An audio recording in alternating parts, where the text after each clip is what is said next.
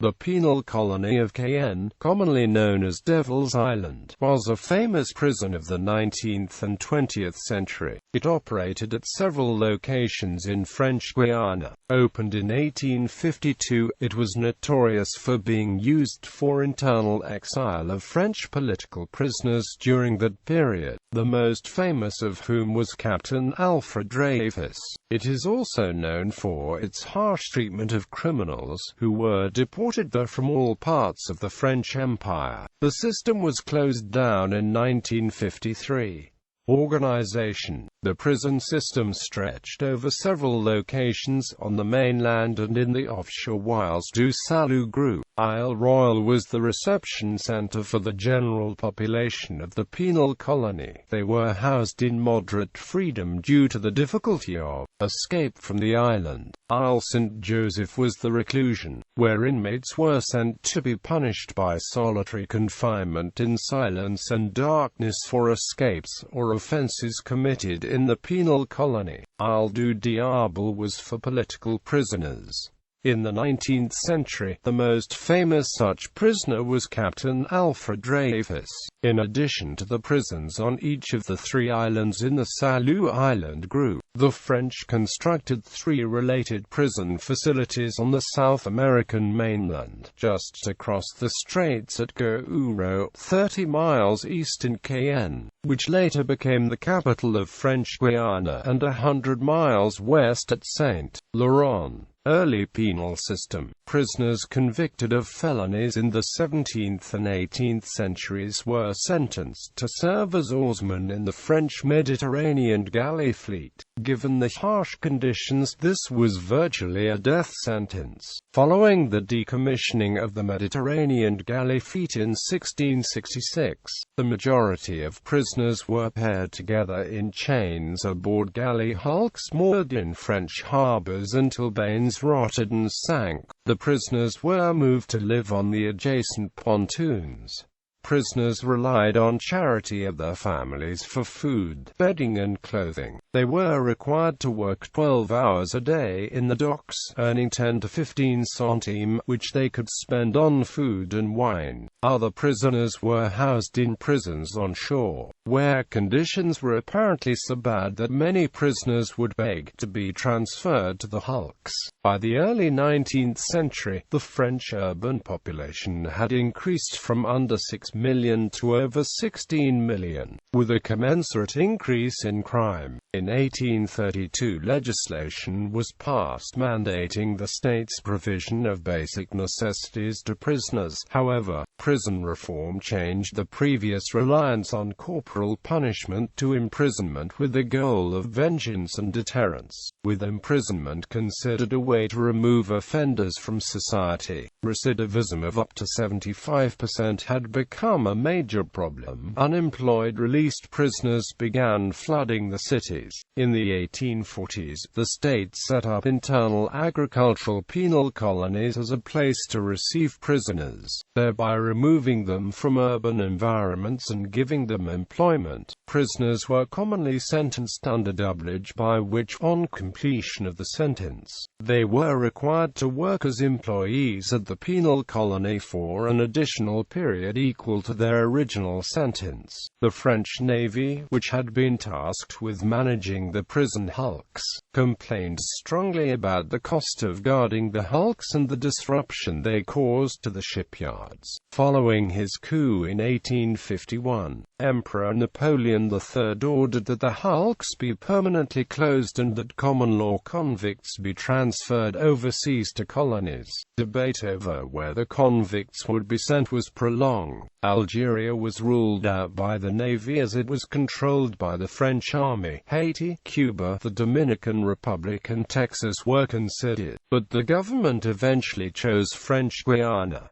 France had repeatedly failed since 1604 to colonize French Guiana. The last attempt at colonization was in 1763, and 75% of the 12,000 colonists that had been sent there died in the first year. By the 1850s, the declining number of survivors were on the brink of extinction. In 1852, Napoleon called for volunteer prisoners from the hulks to transfer to the new Bagne de Cayenne at French Guiana. 3,000 convicts applied. Two categories of prisoners were eligible for transportation. Transported, those common law prisoners sentenced under doublage, and deported, prisoners convicted of political crimes, such as espionage or conspiracy. The hulks continued to be used, housing an average of 5,400 prisoners at a time, until they were finally closed around the turn of the century. The agricultural penal colonies continued to be used for juveniles until the last was closed in 1939.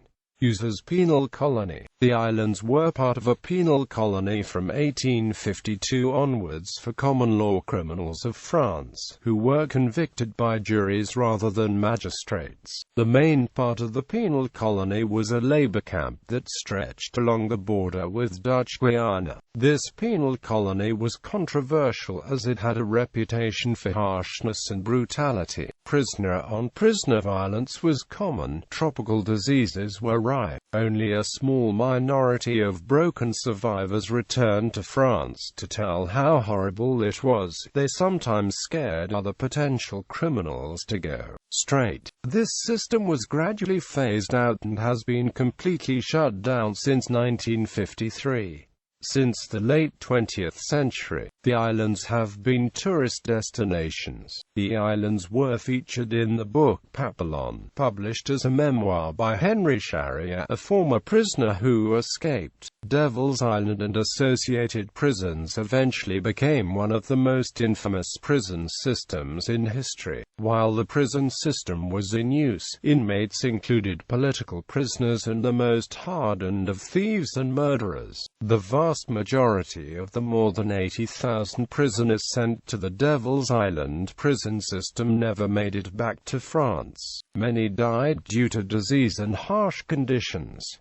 Sanitary systems were limited, and the region was mosquito-infested with endemic tropical diseases. The only exit from the island prisons was by water, and few convicts escaped. Convicts who were lucky enough to have family or friends willing to send them money had to have it sent to them in care of a prison guard. The standard practice was for the guard to keep a quarter of the amount sent for himself and give the rest to the prisoner. On the 30th of May 1854, France passed a new law of forced residency. It required convicts to stay in French Guiana after completion of sentence for a time equal to the forced labor time. If the original sentence exceeded 8 years, they were forced to stay as residents for the remainder of their lives and were provided land to settle on. In time, a variety of penal regimes emerged, as convicts were divided into categories according to the severity of the crimes and the terms of their imprisonment or forced residence regime. An 1885 law provided for repeat offenders for minor crimes to be sent to the French Guiana prison system, previously reserved for serious offenders and political prisoners. A limited number of convicted women were also sent to French Guiana, with the intent that they marry freed male inmates to aid in settlement and development of the colony. As the results were poor, the government discontinued the practice in 1907. On Devil's Island, the small prison facility did not usually house more than 12 persons. The horrors of the penal settlement were publicized during the Dreyfus affair, as the French army Captain Alfred Dreyfus was unjustly convicted of treason and sent to Devil's Island on the 5th of January 1895. In 1938 the penal system, was strongly criticized in René Benoit's book Dry Guillotine. Shortly after the release of Benoit's book, which aroused public outrage about the conditions, the French government announced plans to close the Bagne de Cayenne. The outbreak of World War II delayed this operation, but, from 1946 until 1953, one by one the prisons were closed. The Devil's Island facility was the last to be closed. The cable car system deteriorated and the island is closed to public access. It can be viewed from offshore by use of charter boats. The two larger islands in the Salut Island group are open to the public, with some of the old prison buildings restored as museums. They have become tourist destinations. Alleged escapes. Clement Duval, an anarchist, was sent to Devil's Island in 1886.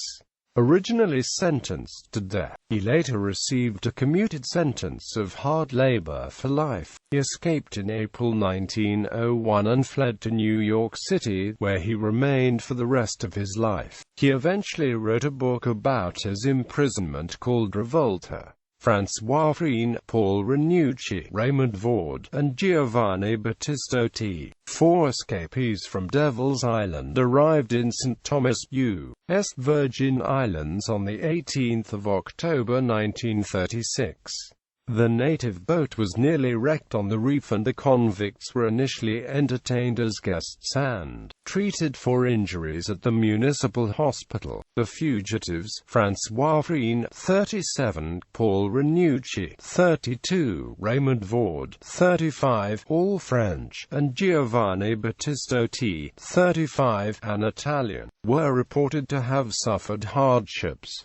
Henry Charrier and Sylvain. Henry Charrier's best-selling book Papillon describes his successful escape from Devil's Island with a companion, Sylvain. They used 2 sacks filled with coconuts to act as lifebuoys. According to Charrier, the 2 men leaped into heavy seas from a cliff and drifted to the mainland over a period of 3 days. Sylvain died in quicksand a short distance from the shore. From then was to meet the man of the name Cuic, who would help him escape again to the freedom he always wanted. But he was caught again and served in the Bagne at El Dorado, where he would soon become free for life and live in Venezuela. Charrier's account aroused considerable controversy. French authorities disputed it and released penal colony records that contradicted his account. Charrier had never been imprisoned on Devil's Island.